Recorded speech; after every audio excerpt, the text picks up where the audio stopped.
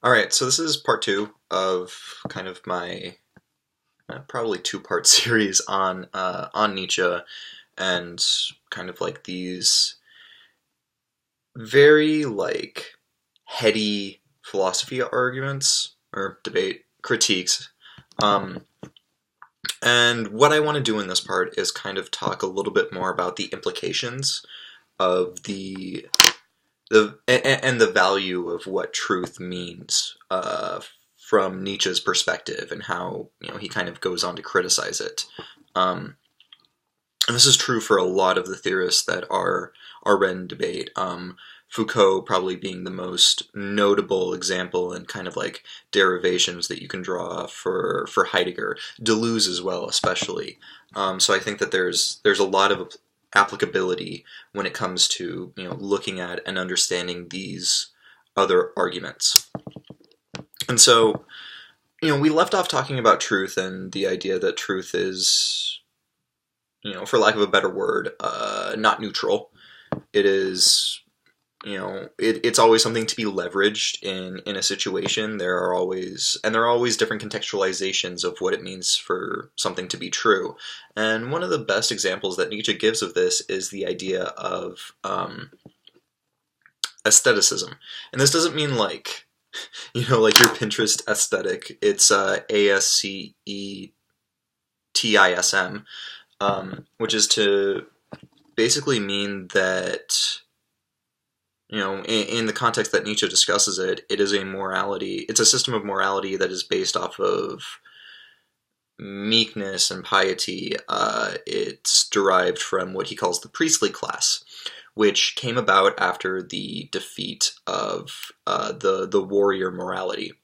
So for Nietzsche, there is an initial structure to how morality operated, which was that the powerful were moral, and the powerful were the ones who made decisions and they were de facto good because they were powerful. If you killed someone, that was fine because you were stronger than them. If you are the king, you are able to make the decisions because you are more powerful than everyone else. And this went on for a while until the priest came about. And the priest said, well, no, there's this thing called piety. And, we will go to heaven, we will have like this eternal rapturous existence if we are pious, if we act, not based off of our instincts, off of our urges to like hurt and harm, like those very base level things. But if we deny ourselves those sorts of pleasures or any kind of like indulgence, then we are good.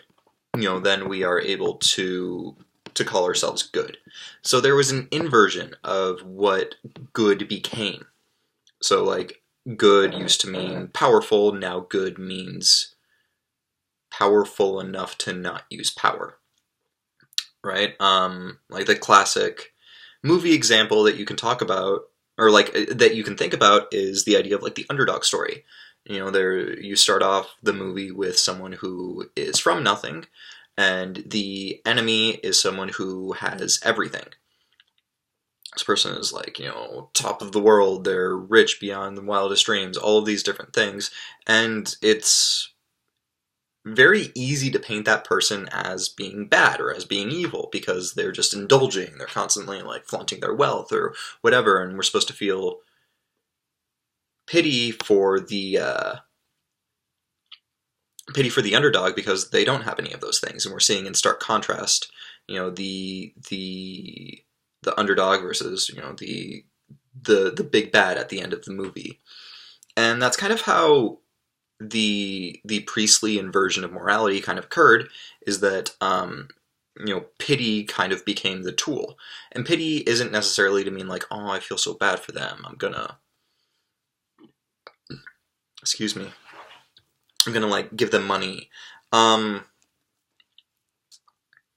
can also be thought of as giving aid, or I guess that's kind of in the same vein.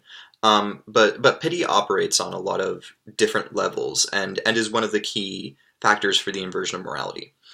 It's also important to note that Nietzsche does not think that the initial stage of morality is where we should flip back to, but rather that after there's like kind of this revoking of the priestly morality, that we can fill it in with kind of whatever lies outside of that. That there is no singular idea as to what or how morality should operate after this second inversion, I guess you could call it. And this all matters because we still have a lot of the priestly and aesthetic ideals to this day. And you see this very easily in a lot of like Facebook memes that came about around the midterm elections.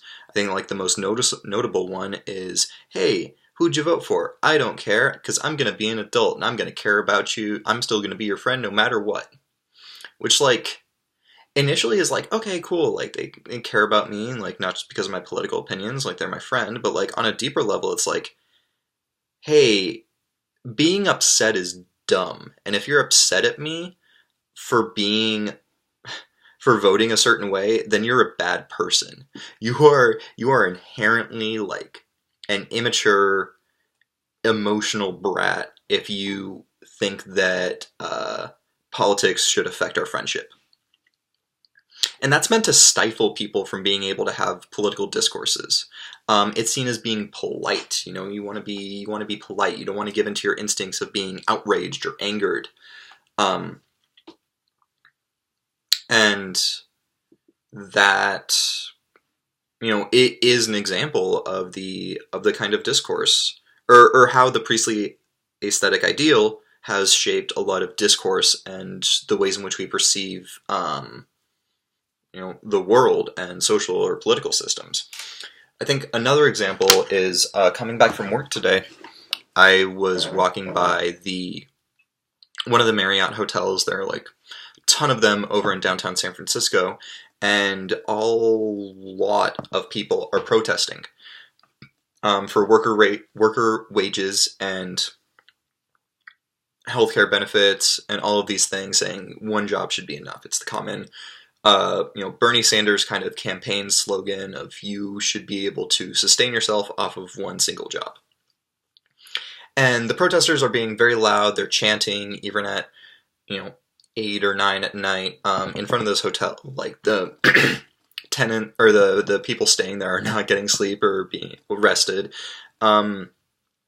And I'm just like thinking in the back of my head is like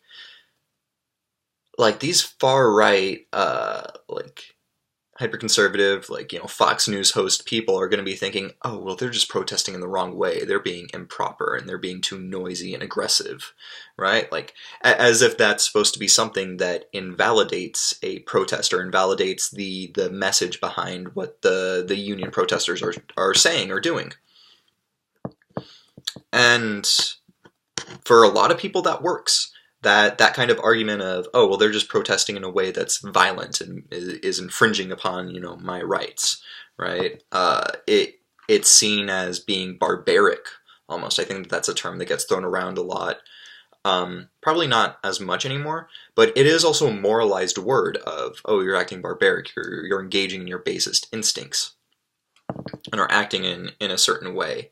And, you know, that's meant to kind of like quell revolutionary discourse or dialogues, which I think is also like, you know, an alt-level argument that can be made of, you know, just engaging in this kind of like barbaric not anti-intellectual, but like anti-rational discourse and alternative as a way of, you know, breaking down state structures.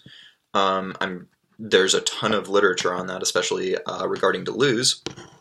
But again, it's another example. And when you know, you see certain debate teams like Oklahoma A&M back in my day, you know, in CETA National Finals, they were, you know, just performing hip hop, and it was very much a performance debate. And when 4chan saw it, they lost their minds because it was outside of this aesthetic idea of what it meant to debate, and not being, you know, being very polite and being very like, you know, proper white man doing debate in his good debate ways. and they demonized it immediately, and then the debate got taken down, and there was a whole lot of controversy surrounding that. But again, I'm just trying to give more examples so I can kind of contextualize how this part of Nietzsche's theory kind of still operates today, and is still talked about by a lot of theorists. Deleuze, Foucault especially, deals with the idea of power and pacifying the public and people. And I think that this allows for a better transition into kind of more debatey arguments that we can talk about. I really wanted to preface kind of in these initial, 30-odd minutes, what Nietzsche has done to the philosophy landscape, and getting you used to a lot of the terminology and the ways in which we think about how the philosophical landscape has changed since the 1900s and when Nietzsche was initially published, because it was very much this drastic turning point for philosophy, probably as big as the Enlightenment, honestly. And another thing to note is that a lot of European philosophers very much still keep within the same vein of Nietzsche.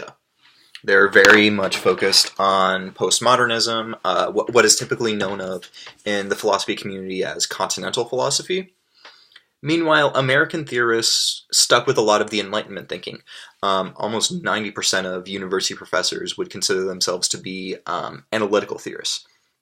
And these are theorists who, focus on metaphysics or logic or ethics, or, the main school that America has, or North America, United States specifically, have brought about is American pragmatism.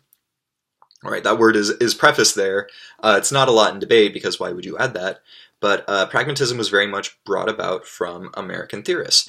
And it is almost kind of a reaction to a lot of the theories of Nietzsche, where Nietzsche theorizes, and that's neat, but he doesn't tell you what to do. He just kind of leaves you in this weird space of being upset about everything, instead of saying, hey, here's how you can go out and create, change that ought to occur.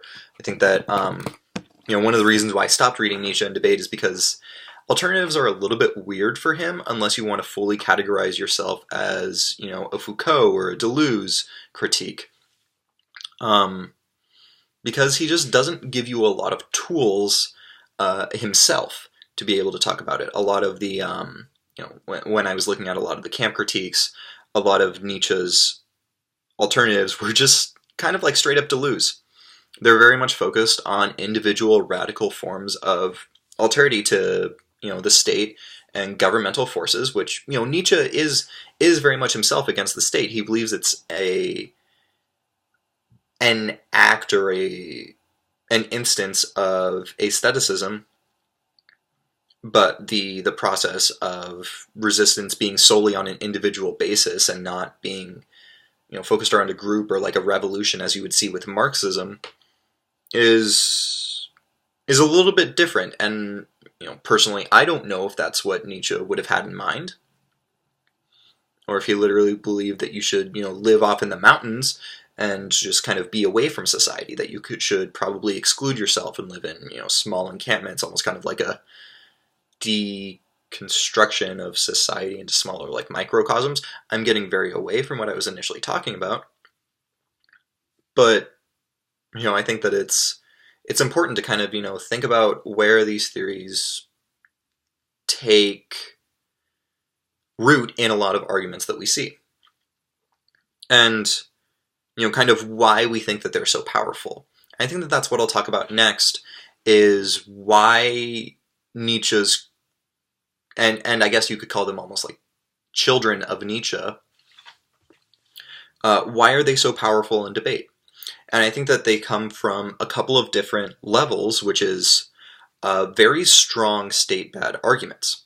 I think that, as I said in my previous video, a lot of the theories that have come out since Nietzsche's time, and especially after World War II, are very much focused on the idea that defaulting to the state brings about totalitarianism and fascism. Continual belief in the central idea that the state cannot do harm or do bad, or having just even implicit faith in the state, is what brings about these kind of like cults of personality that you see with Stalin or with Hitler,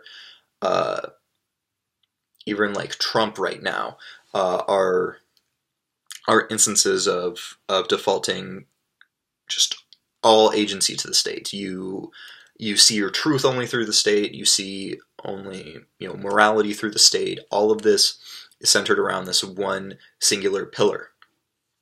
And I think that that's where Deleuze is very powerful, in that he says that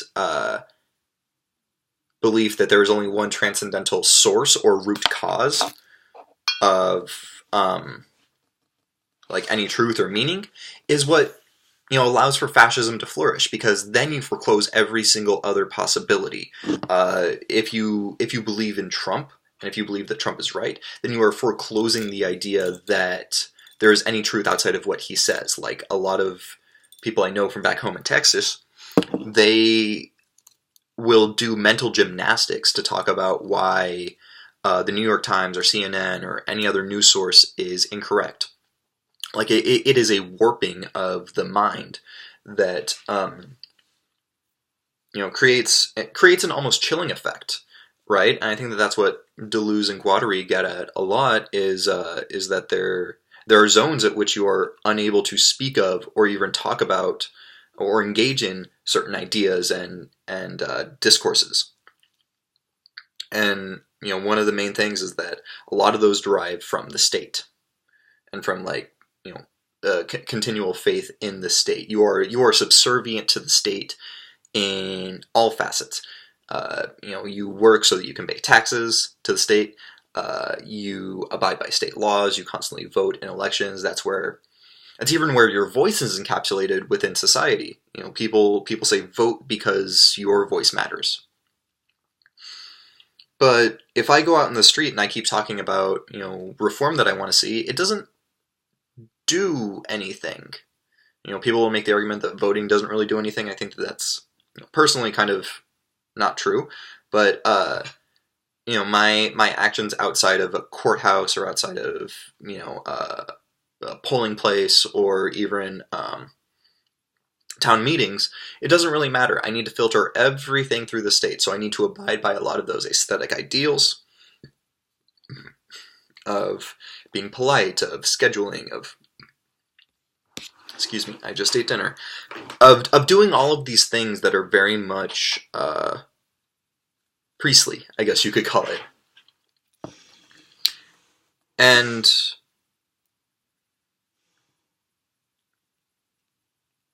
additionally, one of the other really great arguments that a lot of these debaters will make is that there's a lot of flexibility within these theories. I've talked about the overlaps between Nietzsche, Foucault, Deleuze, Derrida, Rigore, Heidegger, Sloterdijk. And, this is a trick that works until it doesn't, but you can be slippery with these theories. It can be very hard sometimes to pin down exactly who is talking. Which theorist is making an argument. Is it Nietzsche, or is it Deleuze quoting Nietzsche and giving his own personal analysis? It's hard to sometimes pin these guys down, and even now I'll have problems figuring it out sometimes. And this brings me to a little bit of a side point, which is that when you're in debates and you are confused about any critical theory or any theory in general, it doesn't have to be critical, it can also be very much policy derived, ask questions. And I don't mean ask questions that are supposed to lead you to an argument. Ask clarifying questions about the theory. Don't feel embarrassed for not understanding Baudrillard, because 90% of high schoolers and even some college debaters don't understand the theories that they're talking about. They might understand it at a pretty simple level, but when it gets down to the nitty-gritty, they don't get it. And I know that they don't get it because I've been in a room of college undergraduate students who do not understand Deleuze or who do not understand Derrida or Nietzsche. It's not to say that these kids can't. I know that there are a ton of smart debaters, but, you know, students have their limits in terms of their knowledge. And I think that it also allows for you to understand, where does the policy, or I mean, where does the philosophy come from? Is this Nietzsche? Is this Heidegger? Is this Virilio? Is this Croker? Whoever? It's all very much about finding out and learning as much about your opponent as you can. And I think that one of the best ways to do this is to learn about terminology and specific buzzwords and terms of art that theorists and schools of thought use. I'm going to put a link to that below in the video to look at and kind of brush up on, just so that you know what terms are, what field of thought they lie in, and what they mean. What does it mean when someone in psychoanalysis says abjection, or what does it mean when Marxists talk about the proletariat?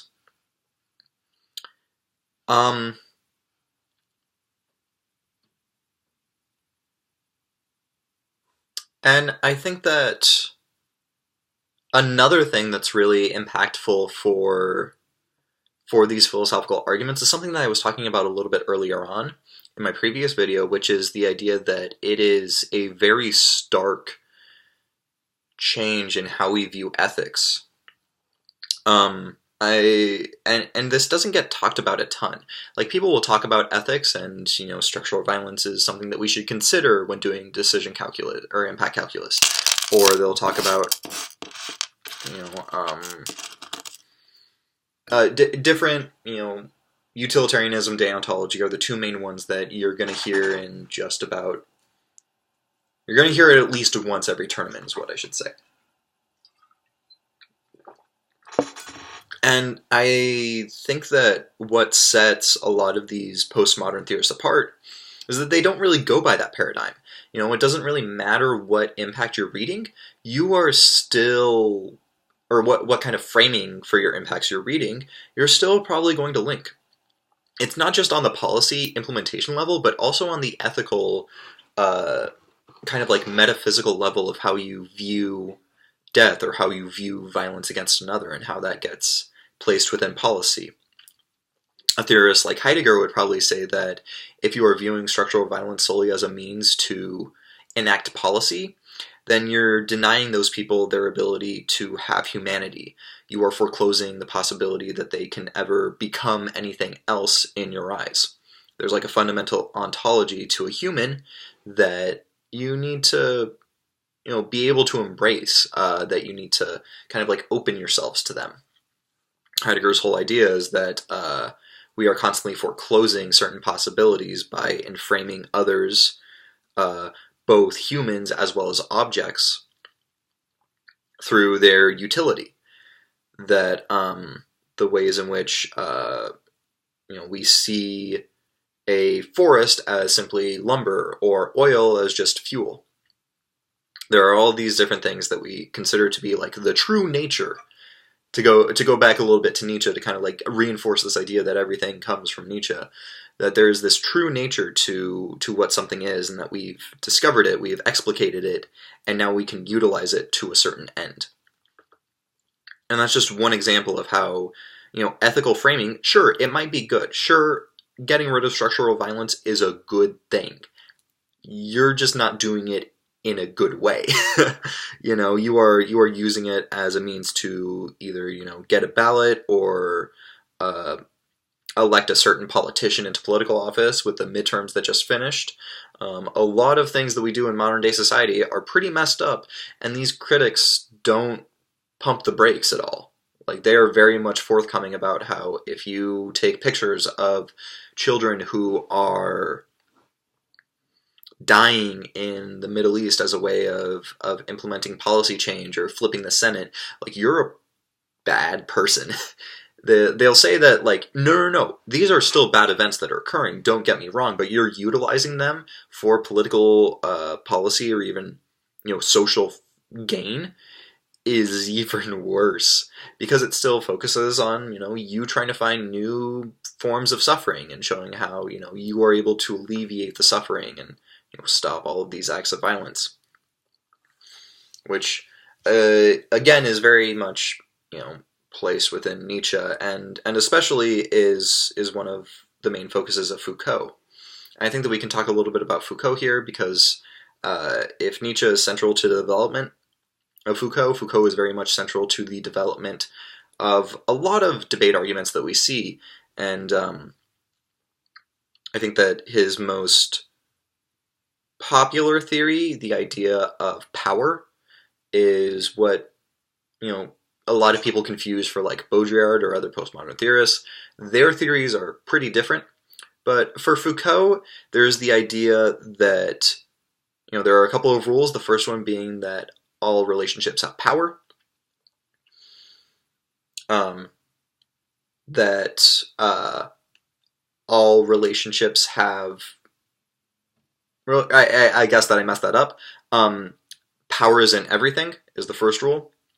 All relationships are based within power. Everyone, there's certain power that someone holds over someone else in a relationship.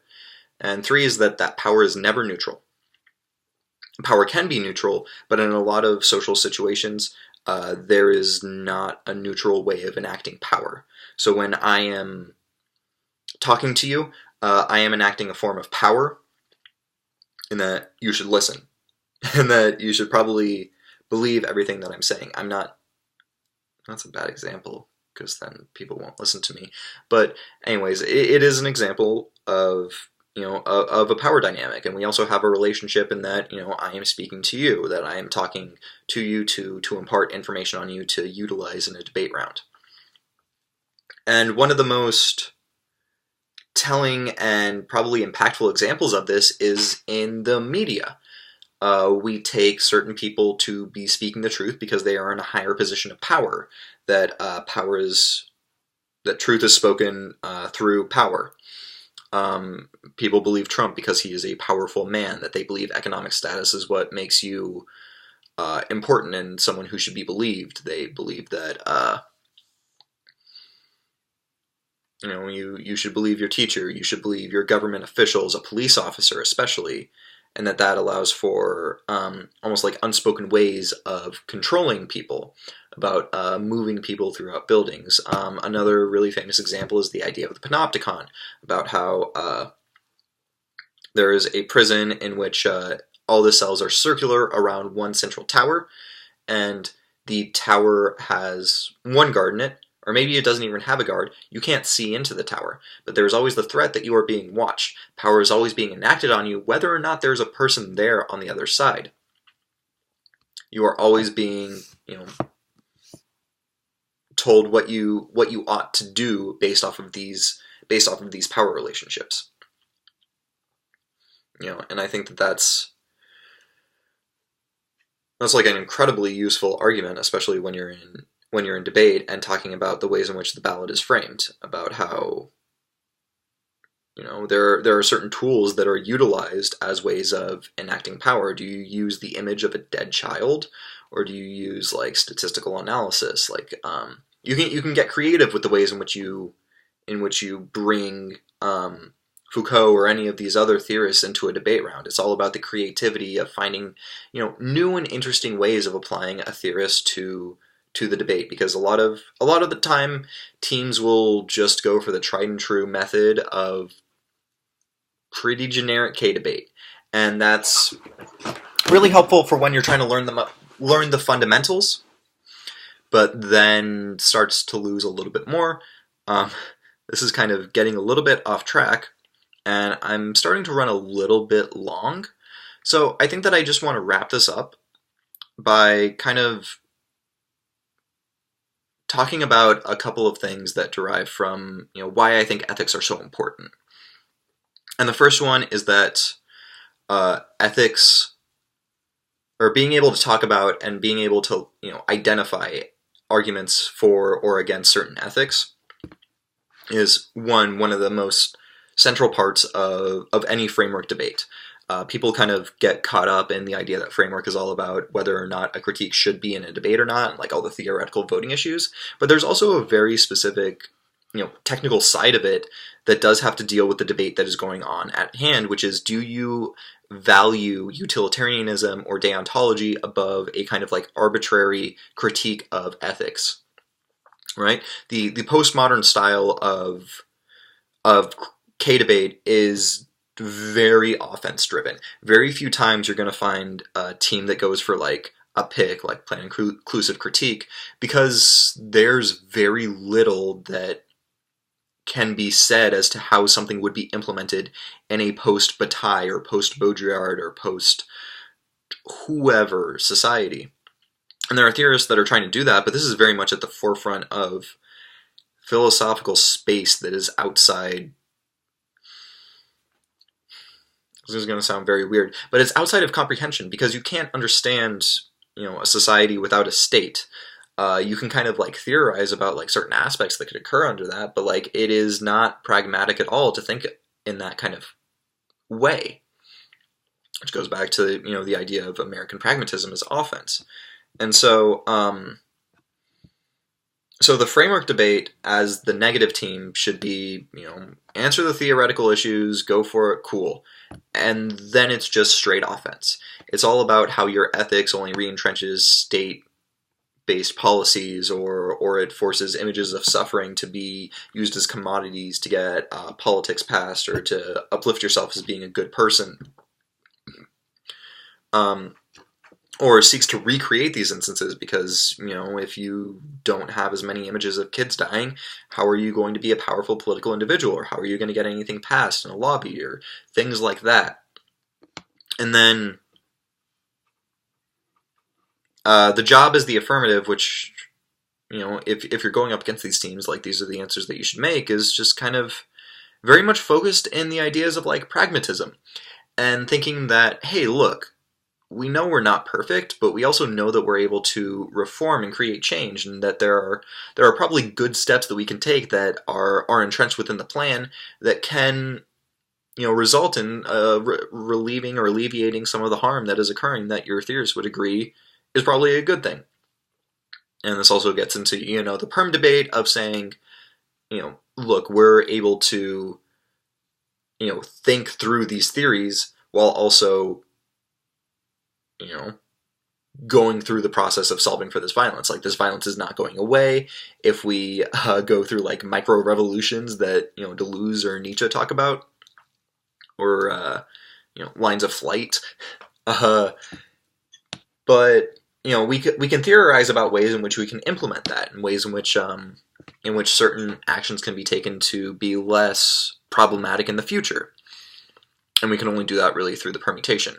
It's just utilizing the plan and pragmatism as net benefits to the permutation of the critique. And this is also something that I want to talk about, and is something that a lot of college debaters don't do either. I just had to give, a speech to my college team about this, which is, your plan is your best offense, period. You will always focus on your plan in a case, or like a decide counterplan debate. You will always focus on it in, a T debate even. You will say why your affirmative should be allowed in that topic. A lot of teams do not do this in critique debates. A lot of teams will simply default to answering their opponents on the theoretical side of the critique, and that's good. You should always be able to answer and talk about their own theories and why they're not really applicable to the affirmative. It gets very defensive in that aspect. What I think most teams should be doing is kind of thinking about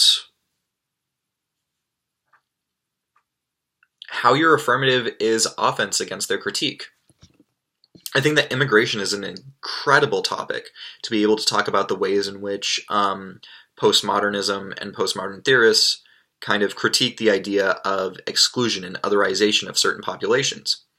For Nietzsche, the idea of barbarism is excluded and seen as being, you are seen as an outcast and you're excluded from society if you engage in barbarism under like this priestly aesthetic idea.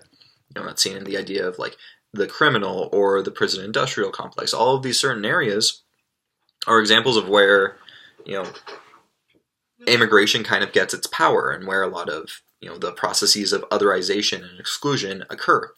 That also goes with Foucault and the idea of punishment for, if you see anything about an undocumented immigrant coming into the United States and committing literally any sort of crime, the far right will demand justice for it and, you know, try to extract violence in whatever way they can against that person because that's seen as the right and just thing to do. I think that, you know, the idea of enacting immigration policy is probably good to get rid of a lot of those, or immigration reform is good to kind of get rid of some of those stigmas or get rid of the idea that someone, you know, can be undocumented. Or not get rid of the idea that someone can be undocumented, but the idea that an undocumented person is bad, or, you know, normalizes the idea of immigration in the United States. You know, all of these different ways that you can kind of think about, okay, well, how can our affirmative kind of, you know, work within the ideas of the alternative, and how can, you know, maybe even the affirmative is an example of micropolitical resistance, because, you know, you're arguing for immigration reform in a Trump era. You weren't doing it in a staunchly political space, but, you know, you're kind of creating a little bit of a form of resistance by yourself, you know, in the debate room. And yeah, that's just kind of like a little bit of a tangent. I hope it makes sense to think about, you know, your affirmative as your first piece of offense in a lot of these critique debates, and to kind of like, you know, head yourself very much in your 1AC, whether that means that you have specific framing sections that talk about why focus on plan or policy is good, or why your ethics are defensible. You know, all of these different things you can utilize and have as toolkits in your 2AC, already stacked up from the 1AC. And it's all about, you know, I think that the first step is kind of learning about a lot of these terms. And a lot of this philosophy is really hard to understand. It took me, you know, 4 years of college to get a solid grasp on Heidegger, and then even like subsequent followers of Heidegger. But I will definitely provide some resources and links in both this and the previous video to, you know, help ease your education in this space. And I also want to do, you know, a follow-up lecture on researching critiques and researching philosophy in general. Because I think that that's also incredibly important to developing answers and developing critiques yourself. So I'm going to leave this off here, and I'm also going to link my email in both of the descriptions. So please feel free to reach out to me whenever you get a chance, or if you have any questions, I'll try to answer as quickly as I can. My work schedule is pretty busy, but I'm always more than happy to help with whatever debate-related questions you have. I'm not the best at policy, but I do think that I can be pretty helpful, hopefully, when it comes to critiques. So yeah, that's that.